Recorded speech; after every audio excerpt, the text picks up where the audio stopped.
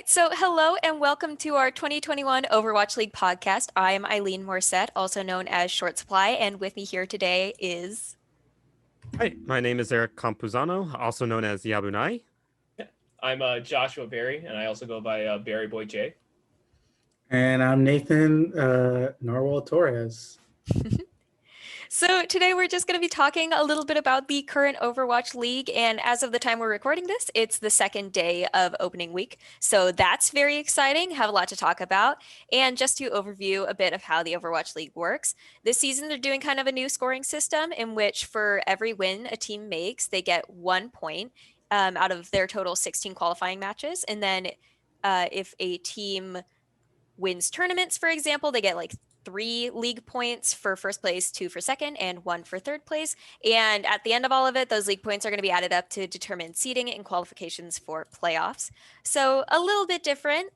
And then each tournament cycle has different qualifiers. So if a team doesn't qualify for like May Melee, for example, they can qualify still for June Joust. So it's a really interesting way of doing things this year. So just to kind of kick it off, I'm curious of what teams you guys are rooting for this year. So the team that I rooted for, I would say in the 2020 season, I'm very basic, so I was rooting for the San Francisco Shock. And for me, I was gonna see if I could try for root for any other teams, but what ended up happening was because of all the crazy roster shuffles, I couldn't really keep up with who went to what team. I think this was probably one of the craziest roster shuffles that I've seen. Not even just limited to Overwatch, but just in esports in general, because so many people switched teams. The LA Valiant basically it wasn't even a roster shuffle. They just completely like just brought on a whole new cast. Bye-bye. Yeah, basically. I literally put in my notes Valiant laughs. That's what I put. See, we got the laugh track ready. But yeah, I think that was for me. I'm kind of sticking with the Shock because of their great performance. They're also the team that's the closest to me. I live in Metro Oregon, so we don't have an Oregon team yet. I'm kind of hoping it does happen. Portland, please. So yeah, I think that's what I'm going for, and just sort of the consistency of that roster, and just their overall performance. I think Portland or Seattle needs a team. I don't know. We need some Pacific Northwest represent. I guess we have Vancouver, but I'm a Gladiators fan. I've definitely been one since the league started. I'm from Los Angeles. I had to pick between two teams. I remember when I originally picked, I chose the Gladiators because they had the same colors as my favorite hockey team, which is the LA Kings. They literally stole the color scheme, and I loved it. And I think that as it kind of went along, I feel like they were always consistently they give the hope, which is even as about the start of the season as things went, you could tell there was a lot of excitement around the team. Things obviously weren't working out so far in the first 2 games. But they're definitely a team that has always, I feel really done a good job of rooting themselves in the LA community. They feel really natural in the city compared to, I would say, the Valiant. But I really admire the Shock. I would say they're probably my number 2, probably just because you can't. I love Super. He's so funny to watch. His streams are great. But I would say it's a great league because I think there's so many teams to root for and there's not as many to root against, which makes it really fun. NYXL is great. Philly is great. Yeah, it's a great league, and I'm really looking forward to see what this season is going to be all online. Yeah, I am kind of a person of I don't just follow one team as I follow a couple. I'd say the first one is the Dallas Fuel, which has been my team since the beginning, since I've been to an Overwatch League match in person in the inaugural season. I think when I saw them, it was their weekend, so that was fun. That's one of the reasons why. Got to meet XUC. That's kind of my big I have a signature, so it's whatever now. Next is Paris Eternal. I used to love the roster, at least when they first started, was the old Rogue roster, back when they were doing, what was it, Apex in in China or Korea, wherever it was. And like that was really fun because I like Soon was on it, Rip Soon in the league now, but Soon like Nico, they had used to have like wins. It was so fun to watch all the time. But those are probably the two teams I follow the most. The actual like jerseys I have. Honorable mention is another Texas team, even though I'm not from Texas, is the Houston Outlaws. I have their jersey and stuff too in merch, but like I don't follow them as much anymore. Mhm. And Eric touched on it a little bit earlier. There was kind of a lot of drama around roster changes and stuff. So how are you guys feeling about that now watching some of the current season? Mm, I mean, personally, I think it's a little bit too early to call. Um, I mean, like if you look at like even the games that happened like today and yesterday, I think seeing sort of the LA Gladiators get like defeated, I would say in some games like it was kind of insane to see how easily they were crushed. And honestly, it was kind of heartbreaking to see Moth, um, because it felt like you could definitely see the emotions in that in that camera. And I think for me, I'm it's a little bit too early to call for me because like if you look at like a team like um the Florida Mayhem, they cut out like 4 players. I believe they cut out it was their main support. Was it Chris? I believe. Yeah. Yeah. They cut out their main support. I know they also cut out the main tank. So you take a look at that, and they cut out like 4 players. So I think it's a little bit too early because you still have to like look at how the players synergize and sort of how they perform together because that team chemistry is like that makes or breaks a team. So I think that's where I'm at for now. You mentioned Florida. I pulled up their Wikipedia page, and I totally forgot. It said Sideshow, the caster on there, oh because I totally god. forgot he had that 14-day contract from winning that like the Farah 1v1, and it literally caught me off guard for like 5 seconds. I was like, wait a second, what? But no, it definitely was an interesting year for moves like that. I think the big thing that we're gonna probably touch on with a lot of teams losing players to other games like Valorant, because you look at a team like Florida, they lost a Saya player who's now playing Valorant for T1 under the name Spider. Um, a lot of the big hit scan players chose to move over to that game. Baby Bay, Raucus, Zachary. Corey, especially like some of the big names in the league, your DPS superstars. And I think it's going to be an interesting year because in the past, the league has kind of like centered itself around these guys as like, oh, the hit scans, there's like the big celebrities. You're going to watch them pop off on Widowmaker. And now it's kind of like, well, a lot of if a big DPS player is coming into the league, more than likely they're trying to go towards Valorant. But I also think that there's still I know that there's a lot of narratives of like, oh, it's the end of Overwatch. It's far from the end of Overwatch, I think. There was a thing put out. It was like the top games played during quarantine by state. In California, number one was Overwatch. In like I think like something like 10 other states, Overwatch was the number one played game across all consoles. It's definitely a game and a competitive scene that I think will still continue to thrive. Like there's always going to be someone coming up, and even with people going to other games, I think there will still be people coming in and filling roles that we just don't even know yet. And so I think it's a great time to see young contenders potentially coming into the league. Yeah, it's not quite as mainstream as it once was, but it's still definitely thriving. Mm-hmm.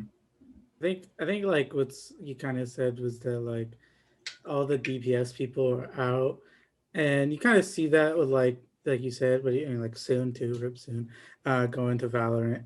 But like the young players, all the contenders players. That's why it's like Eric, you said it was so soon because like even a team like Spitfire like has a whole half of that roster is like contenders players from their contenders team and everything like that. So like we don't even know. Most of these teams have a bunch of contenders players or players from teams in like Korea or China and stuff like that. So it is really soon. But I also like so there's some crazy moves that I was just like I mean the first one that comes to mind is also like Jake also being back for Houston, which is like it feels like unnecessary, at least to me. Like he was having fun casting and it just feels like you did your whole thing, and like there was like the whole thing about him leaving and just doing casting, and like why? What's the point of coming back now? Like unless he puts on like some crazy show and is like, well, Jake's back and he's carrying the Houston Outlaws, which is probably rare to think about, but I mean, to me, that doesn't make any sense. At least the ones that also made a big difference for me was like Fusion, even though being like a crazy big roster already, like with crazy players, they also got people like Hotba and Rascal and even Mano. Like if you didn't think Fusion, like with Fusion, like to me, has always felt like the team that has had like crazy impact players, but can never finish the season. And this like is might be the season that they could do that, but that's also like the struggle. They do that almost every time, besides like one time. But like, um, to me, that's pretty big. Yeah. And with that, are there any players that you're like really excited to watch this year though? I mean, for me, it's got to be either Nero or Striker. It's personally, I really love watching those. You know, for me, it's all about the DPS gameplay. It's really fun to watch. Which I think is something that I think the DPS role is going to have to be taken like a look at, because I think if you look at sort of the current state of Overwatch, is that everybody sort of wants to be in that DPS role, and then over half the active like heroes are like in the DPS role compared to like so many supports. So for me, as much as I love watching these DPSs, I'm really interested to see sort of how different roles change in the upcoming future, because I definitely want players like Smurf or Super to get more time in the spotlight. And even like I think Violet does like an amazing job. Amazing support. But I think I think these roles definitely need to be taken a look at, so we can sort of see these players shine a little bit more. Yeah, I'm totally looking towards a team or a player like Jonak, because I think NYXL is going to be a very interesting team to kind of watch this year. Every year, I feel like you hear like, "Oh, this is their year. This is This is it. They're finally going to stop sandbagging. They're going to make it to the finals," and then they just kind of flutter or not really do anything towards the end. And I feel like this is a year where on paper their roster is probably not as strong as their years past. And then, I mean, they still have some pretty good pieces. Yakba, Ivy, I can never say his name. Guangchubal. Like, they have some really good pieces. And obviously, Jonak is still probably one of the best and most versatile support players in the league. But I think ultimately it's going to kind of come down to, like, how much does he, like, can he carry this team? Which the sky's the limit with him. I mean, he's easily one of the best like Zenyatta players ever. And if he can really learn to like flex, I mean, obviously he could flex, he could play Ana, he could play whatever, but like if he could really carry this team more than he has in years past, then we got to see what NYXL could be. Could they be like a dark horse team this year? It's going to be kind of hard, I think, overall, because I do think a lot of the other teams got better. Everyone's trying to get better to beat San Francisco. New York seemed to have taken a step back, but at the same time, I do think Jonak might be taking that step up in his career. So it's going to be exciting to watch him play this year. Yeah, I'd say I like on supports. I had a couple. I would say that I've been like. I mean, this is probably a little biased, but like Neptuno, like I love Neptuno. I loved watching him since Fusion and everything like that. But like I love him being on Paris now. More bias. Yeah. Even people like some like I feel like looking at even younger players, like I've watched some contender stuff or like I think he was on like Team Doge when that was a thing. Was like the Paris Yeah. it was the Ellie vote from Team Doge, I think he is. Yeah. The new tank for Paris Eternal. I think he was really good when he was like when I did watch that. Even like DPS we were like DM now on Shanghai. Like I think like he could do really good there.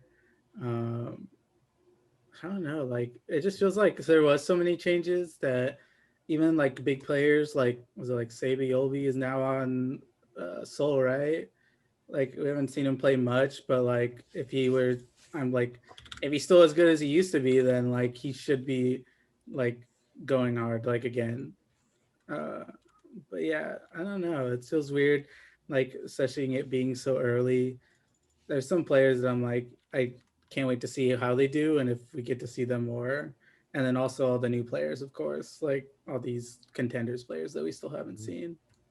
I think that's what's really interesting, especially about a lot of like roster changes, is you get players that are, of course, they're great on their own, but you have to see where they fit into their actual team to see if they can perform as well as they should be. But also, I think something I think Josh was talking about a little bit earlier was like having teams like NYXL trying to go up through the leagues. You think that like the Shock is going to stay on top and some of those like top teams from last year are going to stay at the top, or are we going to have like an underdog story? I mean, it's really hard to tell right now because the thing is that you never really know, especially in the world of esports. Um, I come from the game of Dota 2, and underdog stories happen like literally all the time. Like a team can come like TI. The story of TI, it was like literally like a team that was ranked like number 16 literally took top spot in TI. They actually ended up taking the championship. So I think with all these roster shuffles, you really don't know anymore because I think although the Shock they definitely dominated last season, with like all this new blood, people from contenders, I definitely think that the underdog story is definitely possible. So, you know, I think that right now if Shock, keep as it is, they can definitely still keep that dominant place. But right now, it's, I think anything's fair game. I mean, I would love to see an underdog story. It's always, you always love to see a Cinderella story. So I think, right now, I think that if Shock sort of keep their momentum from last season, they can definitely keep that last spot. I still think they will, stay in like the upper parts, brackets. But you just you can never really guess sometimes, especially this early in the season. Who are Yeah. you hoping does that Sorry. Cinderella story for you? Man, I kind of want the mayhem, honestly, because I don't know what to expect from them. I mean, it's literally in the name. Um, So I kind of want that from them, seeing like a bunch of the new players enter the roster. And I really want some of those new contenders players to show sort of what they're about and sort of to bring that energy because I think new players are going to definitely bring a lot more into it. And I think if I think they really want to bring as much as they can into like the season. So I definitely sort of want to see that if like a team that consists of mostly new players can rise to the top, I think that would be a Cinderella story I'd love to see. Mhm. And the Mayhem did play really well in their Mhm. match today against the Atlanta Reign. That was a great match. I wasn't able to catch that match Yeah. today, being the college student, but I mean, I'll take a look at it after. Yeah, it was good. But what are your thoughts on this, Josh? Yeah, it's definitely an interesting year because I feel like I feel like in a way every team got a little bit better, and maybe even San Francisco maybe got like a little bit not worse, but I would say they're maybe just like half a step down from what they were a year ago, 2 years ago. I looked at teams like Shanghai, like who were so close last year to me. Like I know, like already they're top of the league, but I think that they're going to end up making a push. I think like already like a lot of the other top as like a top team. I think that ultimately at the end of the year we're probably going to see a Philip or a Shanghai and San Francisco at the end. But I think some of the other teams that might be like that dark horse underdog. I I know people are already panicking from their first match, but I still think Dallas has somewhat of a shot. I think that this roster has been dealing like last minute. Their one of their DPS players, I can't. Why am I blanking on who it was? They retired out of nowhere. That was Eggsy. Yeah, exit. So they I Yeah. mean, 1 week before competition, losing one of your starting DPS players and having to adjust everything, not easy. So I think the fact that they are 1-1 and looked really good against the Gladiator or looked really good against the Gladiators, they're probably going to be a dark horse team. And I know that I don't want to also give pour fuel on the fire of the Dallas fans for that kind of stuff. But I do think Dallas will be an interesting team to watch this year, and I think that they definitely have the potential to make a Washington type run maybe towards the end of the year, like Washington did last year. Yeah, I mean, also like, why is Eggsy going from like two of my favorite teams? So he goes from Paris to freaking Dallas. I don't understand, and then just retires. Don't do that to me like that, Eggsy. Yeah, I mean, like same thing. Like I said, kind of like Philly feels like that. Like they felt like that since they've won. That they're like at least the top 5 team, but they just can't finish like in the playoffs. And I think they could this year. Like they looked good their first day, um, and everything. But again, like they just need to like. Of course, we still have like what, like is it like 10 weeks or something like that? What? How many A weeks is long it? time. Whatever weeks it is. Like they have so much to actually like put together, and hopefully by the end of the season they can come together. I mean, of course, I'd like the fuel too. It's whatever. And the Paris, like I'm totally fine if my teams don't win. Okay, I'm used to that. I'm a 49er fan. We lose we lose. Okay, we lose. Michael's spirit is with you right now. I know he is. Okay, I'm used to that. But yeah, I mean, there's those teams like you said earlier too, Josh. Like NYXL, like if they can just do it, like they can come together and stop sandbagging, they could win that too. I don't know, like it feels like we have still so much longer to deal with in this season. Like I can't, it's still so weird. But yeah, at least at the moment, Shock still feels like the favorite, if not Shanghai. But I mean, I just want to see something. Like I just want to see like if San Francisco loses, that would just be great. I mean, like why not? Like why can't we just have something else? Spice up your life a little bit, make something a little more interesting. I'm always surprised every time I hear people from esports talking about regular sports. It always throws me for a loop. It's very surprising that everybody likes regular sports too. But also something that's kind of interesting about 2021 and everything still being kind of online because of COVID, the tournaments are actually being run as global competitions, which gives viewers a chance to see the different regions compete against each other. So is there like a particular matchup that you guys are really looking forward to seeing? Man, kind of for the drama, LA Valiant against LA Gladiators. LA Valiant, my favorite LA based Chinese team. Not so LA team. I but I think what's going to be interesting is sort of, although like we're going to have like the opportunities to see sort of, you know, them clash together for the majority of the season. These two, you have the sort of the East Division and the West Division.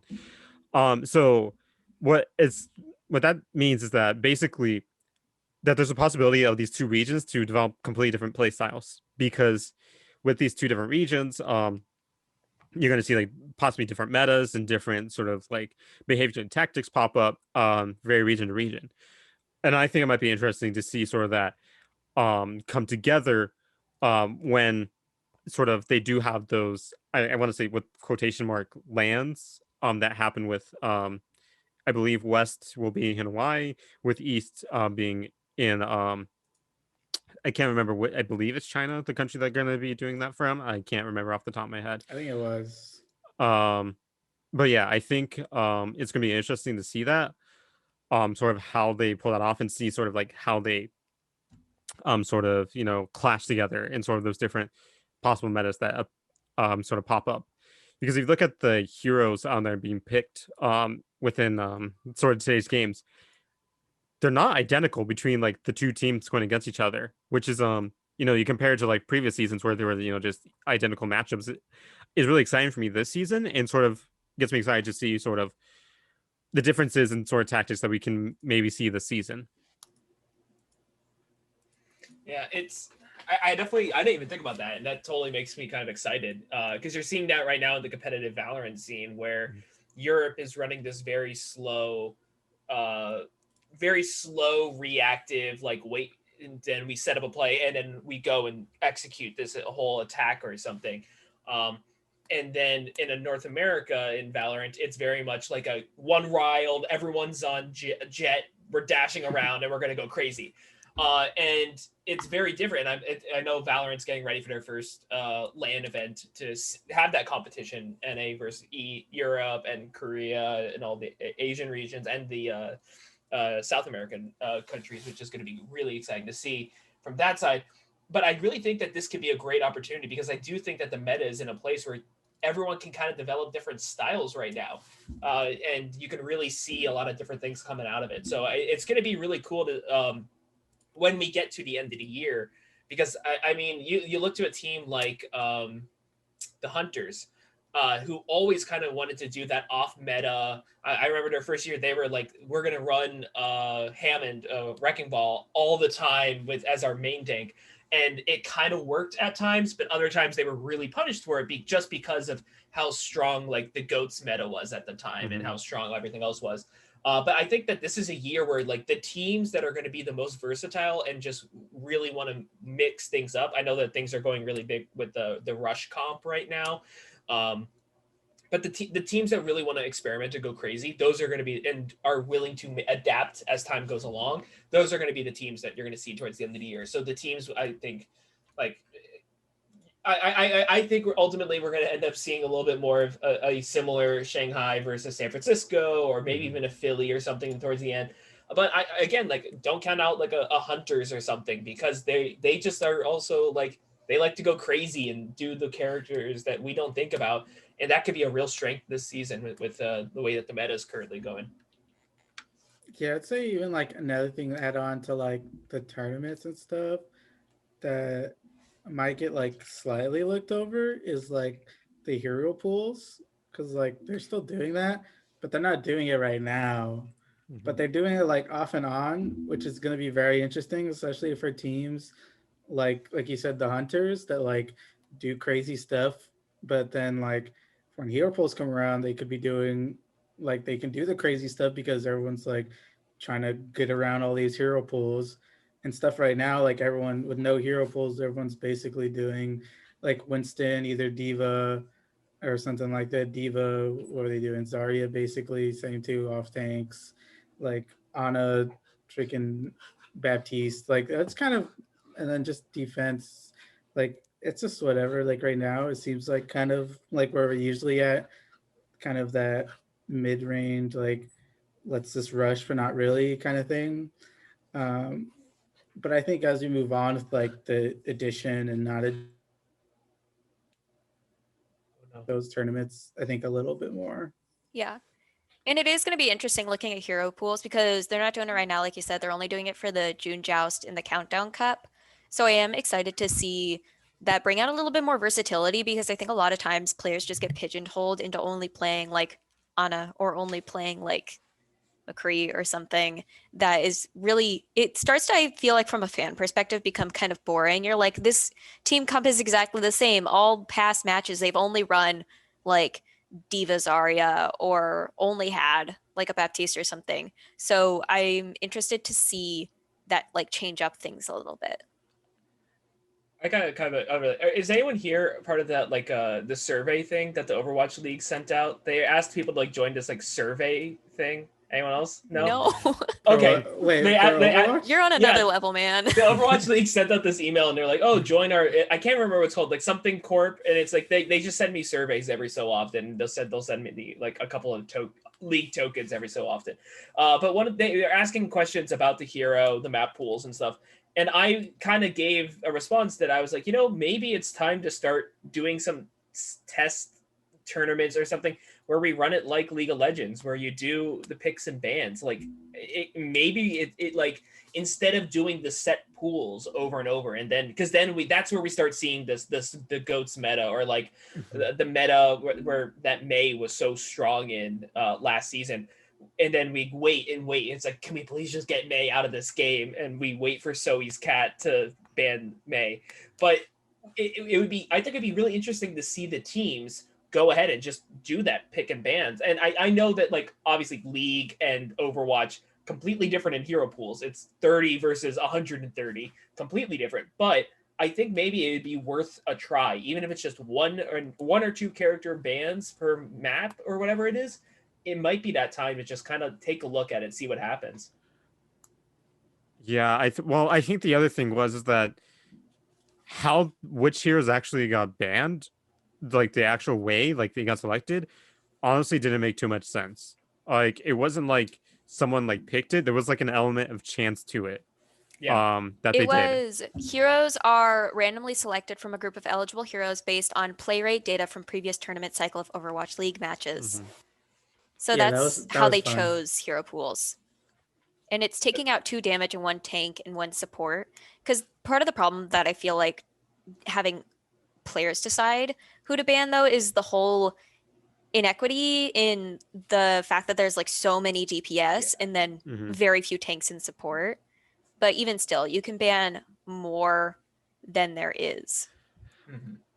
I think one of the biggest issues is that sort of a lot of these heroes fit like a very specific like niche. Mhm. Because you take a game like I would like League of Legends or Dota, a lot of those champions I would say are very like malleable. Like yes, they have like their different roles and stuff, but like you can definitely like sort of transition them into like being a little bit something else. But if you're picking like a hero like Mei or like Reinhardt, there's a very specific role that hero has. So I think that's one of the issues. And then you have like there's just way more DPSs out there than tanks or healers, and like removing like one like healer in personally, I think that has way more effect than removing two DPSs because that hero pool is just so small. So I definitely think that needs to be something looked at when as we move on later into the life cycle of Overwatch 2. Mhm. Yeah. So we're kind of coming up on time here, but before we go, is there anything else that you guys want to say about how you're feeling about Overwatch League so far? Thoughts, concerns, maybe? Cameras are nice. I was about to say, I love the broadcasts here are great. Like I love the cameras. I also want to say, like, I think the viewership was actually really good this weekend. I know that was a big concern. I mean, that at the beginning of the season last year was what, like 40,000 people. This year, I think yesterday it was almost 100,000 people.